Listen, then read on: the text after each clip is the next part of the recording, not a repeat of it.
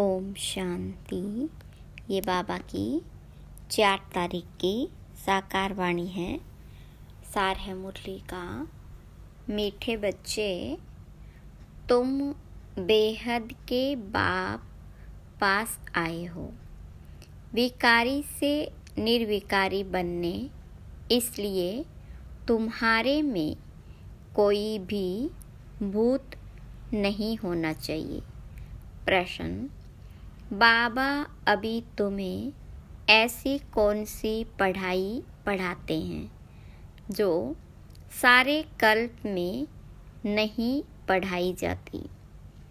तो बाबा ने कहा, नई राजधानी स्थापन करने की पढ़ाई। मनुष्य को राजाई पद देने की पढ़ाई इस समय सुप्रीम बाबा ही पढ़ाते हैं। यह नई पढ़ाई सारे कल्प में नहीं पढ़ाई जाती। इसी पढ़ाई से सतयुगी राजधानी स्थापन हो रही है। ओम शांति। यह तो बच्चे जानते हैं, हम आत्मा हैं, न कि शरीर। इनको कहा जाता है देही अभिमानी। मनुष्य सब है देह अभिमानी। यह है ही पाप आत्माओं की दुनिया। दुनिया अथवा विकारी दुनिया रावण राज्य है। सतयुग पास्ट हो गया है। वहाँ सब निर्विकारी रहते थे। बच्चे जानते हैं, हम ही पवित्र देवी देवता थे जो 84 जन्मों के बाद फिर पतित बने हैं। सब तो 84 जन्म नहीं लेते हैं। भारतवासी ही देवी देवता थे जिन्होंने 82, 83, 84 जन्म लिए हैं, वही पतित बने हैं। भारत ही अविनाशी खंड गाया हुआ है।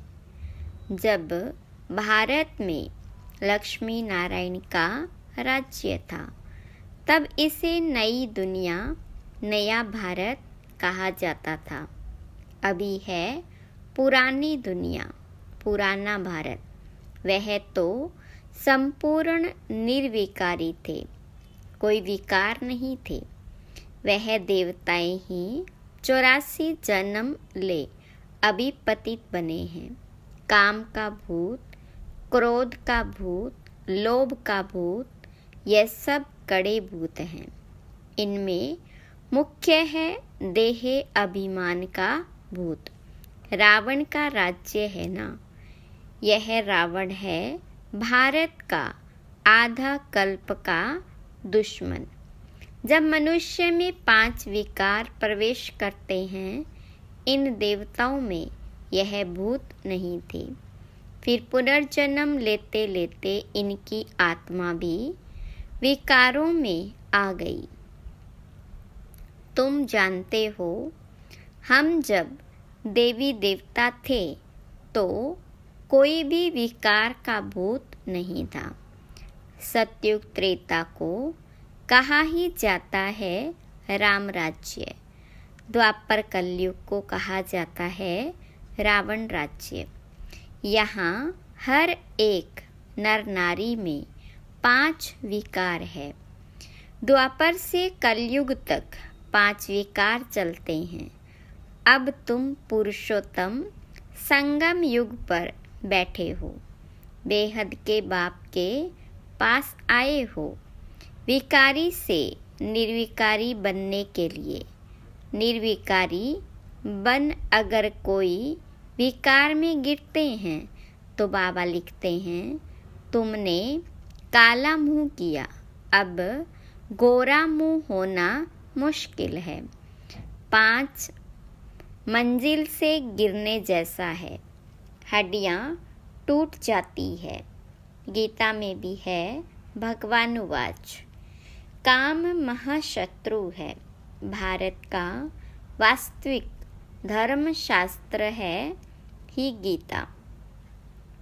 हर एक धर्म का एक ही शास्त्र है। भारतवासियों के तो ढेर शास्त्र है। उसको कहा जाता है भक्ति। नई दुनिया, सतो प्रधान गोल्डन एज। वहाँ कोई लड़ाई झगड़ा नहीं था। बड़ी आयु थी। एवर हेल्दी वेल्दी थे। तुमको स्मृति आई, हम देवताएं बहुत सुखी थे। वहाँ अकाले मृत्यु होती नहीं। काल का डर रहता नहीं। वहाँ हेल्थ, वेल्थ, हैप्पीनेस सब रहती है। नरक में हैप्पीनेस होती नहीं। कुछ न कुछ शरीर का रोग लगा रहता है। यह है अपार दुखों की दुनिया। वह है अपार सुखों की दुनिया। बेहद का बाप दुखों की दुनिया थोड़े ही रचेंगे। बाबा ने तो सुख की दुनिया रची। फिर रावण राज्य आया तो उनसे दुख अशांति मिली। सतयुग है सुख धाम, कलयुग है दुख धाम। विकार में जाना गोया एक दो पर काम कटारी चलाना। मनुष्य कहते हैं यह तो भगवान की रचना है ना, परंतु नहीं, भगवान की रचना नहीं, यह रावण की रचना है। भगवान ने तो स्वर्ग रचा। वहाँ काम कटारी होती नहीं। ऐसे नहीं, दुख सुख भगवान देता है। अरे भगवान बेहद का बाप बच्चों को दुख कैसे देगा? वह तो कहते मैं सुख का वर्षा देता हूँ। फिर आधा कल्प के बाद रावण श्रापित करते हैं। सतयुग में तो अथाह सुख थे, माला माल थे। एक ही सोमनाथ के मंदिर में कितने हीरे जवाहरात थे। भारत कितना साल्वेंट था, अभी तो इनसाल्वेंट है। सतयुग में 100% साल्वेंट, कलयुग में 100% इनसाल्वेंट। यह खेल बना हुआ है। अभी है आयरन एज। खाद पड़ते पड़ते बिल्कुल तमो प्रधान बन गए हैं। कितना दुख है। यह एरोप्लेन आदि भी 100 वर्ष में बने हैं। इनको कहा जाता है माया का पोंप। साइंस ने तो स्वर्ग बना दिया, परंतु यह है रावण का स्वर्ग।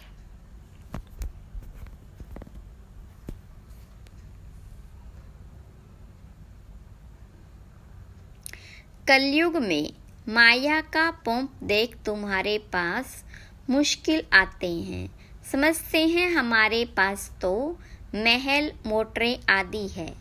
बाबा कहते हैं स्वर्ग तो सतयुग को कहा जाता है, जब इन लक्ष्मी नारायण का राज्य था।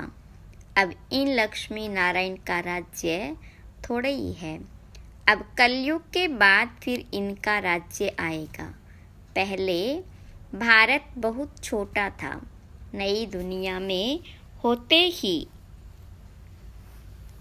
9 लाख देवताएं बस पीछे वृद्धि को पाते रहते। सारी सृष्टि वृद्धि को पाती है ना। पहले पहले सिर्फ देवी देवता थे, तो बेहद का बाप वर्ल्ड की हिस्ट्री ज्योग्राफी बैठ समझाते हैं। बाप बिगर और कोई बतला न सके। उनको कहा जाता है नॉलेजफुल गॉड फादर, सब आत्माओं का फादर। आत्माएं सब भाई भाई है, फिर भाई और बहन बनती है। तुम सब हो एक प्रजापिता ब्रह्मा के एडॉप्टेड चिल्ड्रन। सभी आत्माएं उनकी संतान तो है ही। उनको कहा जाता है परम पिता, उनका नाम है शिव। बस बाबा समझाते हैं मेरा नाम एक ही शिव है। फिर भक्ति मार्ग में मनुष्यों ने बहुत मंदिर बनाए हैं तो बहुत नाम रख दिए।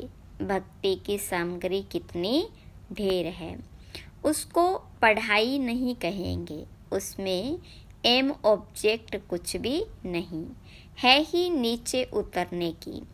नीचे उतरते उतरते तमो प्रधान बन जाते हैं, फिर सतो प्रधान बनना है सबको। तुम सतो प्रधान बनकर स्वर्ग में आएंगे, बाकी सब सतो प्रधान बन शांति धाम में रहेंगे। यह अच्छी रीति याद करो। बाबा कहते हैं तुमने हमको बुलाया है बाबा, हम पतितों को आकर पावन बनाओ। तो अब मैं सारी दुनिया को पावन बनाने आया हूँ। मनुष्य समझते हैं गंगा स्नान करने से पावन बन जाएंगे। गंगा को पतित पावनी समझते हैं। कुएं से पानी निकला, उसको भी गंगा का पानी समझ स्नान करते हैं। गुप्त गंगा समझते हैं। तीर्थ यात्रा पर वा कोई पहाड़ी पर जाएंगे, उसको भी गुप्त गंगा कहेंगे। इसको कहा जाता झूठ। गॉड इज ट्रुथ कहा जाता है। बाकी रावण राज्य में सब है झूठ बोलने वाले। गॉड फादर ही सचखंड स्थापन करते हैं, वहाँ झूठ की बात नहीं होती। देवताओं को भोग भी शुद्ध लगाते हैं। अभी तो है आसुरी राज्य, सतयुग त्रेता में है ईश्वरीय राज्य जो अब स्थापन हो रहा है। ईश्वर ही आकर सबको पावन बनाते हैं। देवताओं में कोई विकार होता नहीं। यथा राजा रानी तथा प्रजा सब पवित्र होते हैं। यहाँ सब है पापी कामी क्रोधी। नई दुनिया को स्वर्ग और इसको नरक कहा जाता। नरक को स्वर्ग बाबा के सिवाय कोई बना न सके। यहाँ सब है नरकवासी पतित, सतयुग में है पावन।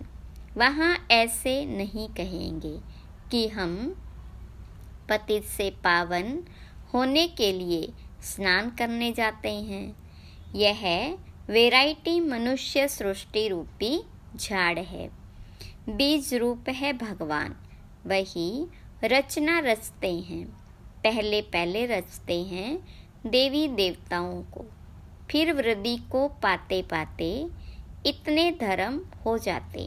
पहले एक धर्म एक राज्य था, सुख ही सुख था।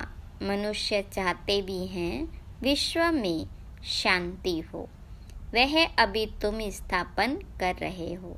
बाकी सब खत्म हो जाएंगे, बाकी थोड़े रहेंगे। यह चक्र फिरता रहता है। अभी है कलयुग अंत और सतयुग आदि का पुरुषोत्तम संगम युग। इसको कहा जाता कल्याणकारी पुरुषोत्तम संगम युग।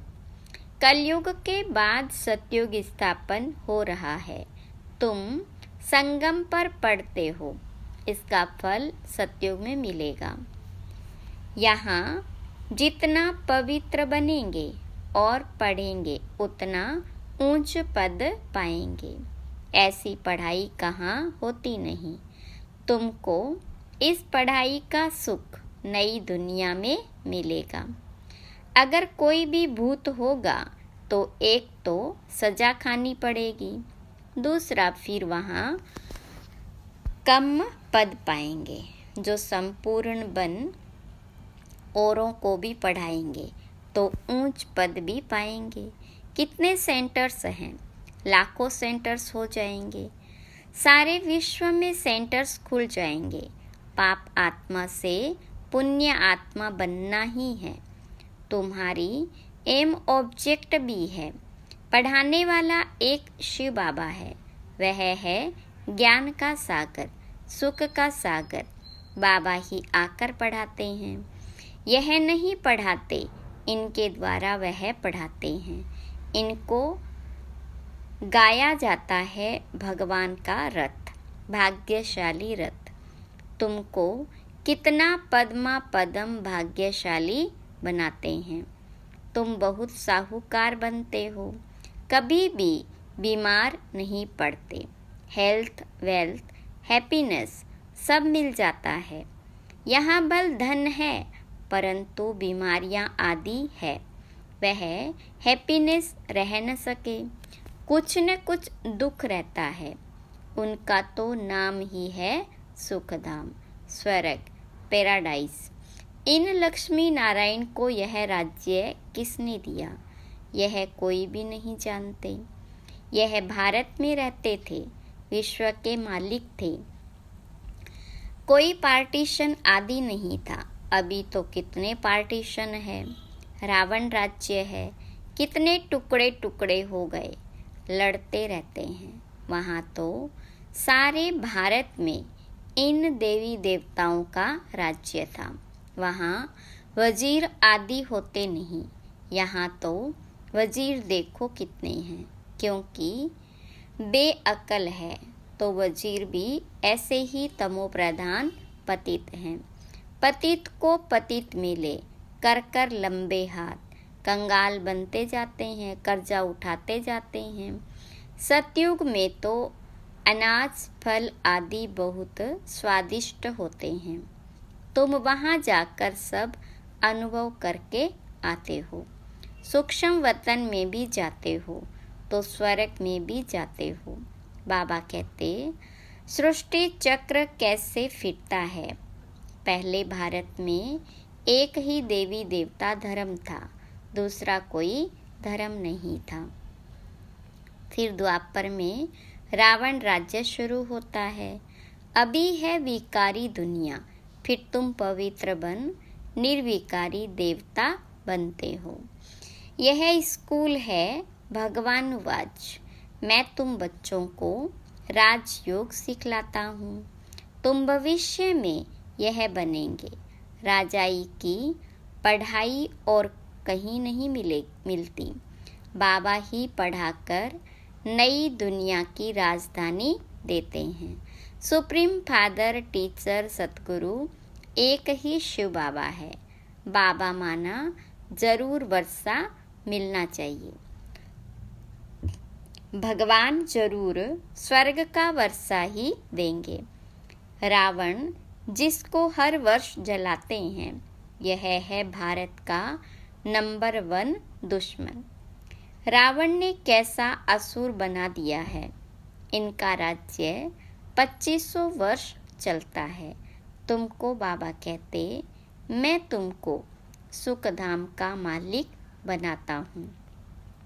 रावण तुमको दुखधाम में ले जाते हैं।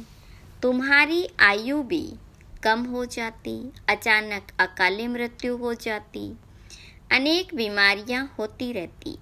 वहाँ ऐसी कोई बात नहीं होती, नाम ही है स्वर्ग। अभी अपने को हिंदू कहलाते हैं, क्योंकि पतित है, तो देवता कहलाने लायक नहीं। बाबा इस रथ द्वारा बैठ समझाते हैं। इनके बाजू में आकर बैठते हैं। तुमको पढ़ाने, तो यह भी पढ़ते हैं। हम सब स्टूडेंट हैं, एक बाबा ही टीचर है। अभी बाबा पढ़ाते हैं, फिर आकर 5000 वर्ष के बाद पढ़ाएंगे। यह ज्ञान, यह पढ़ाई फिर गुम हो जाएगी। पढ़कर तुम देवता बने, 2500 वर्ष सुख का वर्षा लिया, फिर है दुख, रावण का श्राप। अभी भारत बहुत दुखी है। यह है दुख धाम। पुकारते भी है ना, पतित पावन आओ, आकर पावन बनाओ।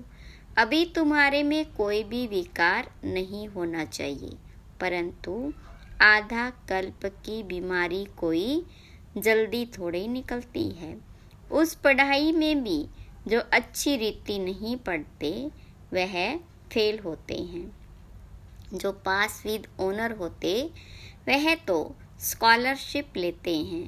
तुम्हारे में भी जो अच्छी रीति पवित्र बन और फिर दूसरों को बनाते हैं तो यह प्राइज लेते हैं। माला होती है 8 की, वह है पास विद ऑनर। फिर 108 की माला भी होती है, वह माला भी सिमरी जाती है। मनुष्य इसका रहस्य थोड़ा ही समझते हैं। माला में ऊपर है फूल, फिर होता है डबल दाना मेरू। स्त्री और पुरुष दोनों पवित्र बनते हैं। यह पवित्र थे ना, स्वर्गवासी कहलाते थे। यही आत्मा फिर पुनर्जन्म लेते लेते अब पतित बन गई। फिर यहाँ से पवित्र बन पावन दुनिया में जाएंगे। वर्ल्ड की हिस्ट्री ज्योग्राफी रिपीट होती है ना। विकारी राजाएं निर्विकारी राजाओं के मंदिर आदि बनाकर उन्हों को पूजते हैं। वही फिर पूज्य से पुजारी बन जाते। विकारी बनने से फिर वह लाइट का ताज भी नहीं रहता है। यह खेल बना हुआ है। यह है बेहद का वंडरफुल ड्रामा। पहले एक ही धर्म होता है जिसको राम राज्य कहा जाता है। फिर और धर्म वाले आते हैं। यह सृष्टि का चक्र कैसे फिरता रहता है सो एक बाबा ही समझा सकते। भगवान तो एक ही है। अच्छा, मीठे मीठे सिखिलदे बच्चों प्रति माता पिता बाप दादा का याद प्यार और गुड मॉर्निंग। रूहानी बाप की रूहानी बच्चों को नमस्ते।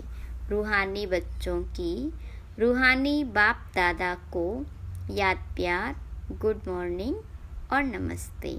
धारणा के लिए मुख्य सार। पहली पॉइंट, स्वयं भगवान टीचर बनकर पढ़ाते हैं, इसलिए अच्छी रीति पढ़ना है। स्कॉलरशिप लेने के लिए पवित्र बनकर दूसरों को पवित्र बनाने की सेवा करनी है।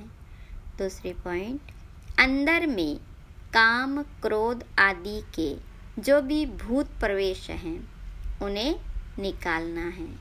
एम ऑब्जेक्ट को सामने रखकर पुरुषार्थ करना है। वरदान, माया की छाया से निकल याद की छत्र छाया में रहने वाले बेफिक्र बादशाह भव। विस्तार, जो सदा बाबा के याद की छत्र छाया के नीचे रहते हैं वो स्वयं को सदा सेफ अनुभव करते हैं। माया की छाया से बचने का साधन है बाबा की छत्र छाया। छत्र छाया में रहने वाले सदा बेफिक्र बादशाह होंगे। अगर कोई फिक्र है तो खुशी गुम हो जाती। खुशी गुम हुई, कमज़ोर हुए तो माया की छाया का प्रभाव पड़ जाता है, क्योंकि कमजोरी ही माया का आह्वान करती है। माया की छाया स्वप्न में भी पड़ गई तो बहुत परेशान कर देगी, इसलिए सदा छत्र छाया के नीचे रहो। स्लोगन, समझ के स्क्रू ड्राइवर से अलबेलेपन के लूज स्क्रू को टाइट कर सदा अलर्ट रहो। अच्छा, ओम शांति।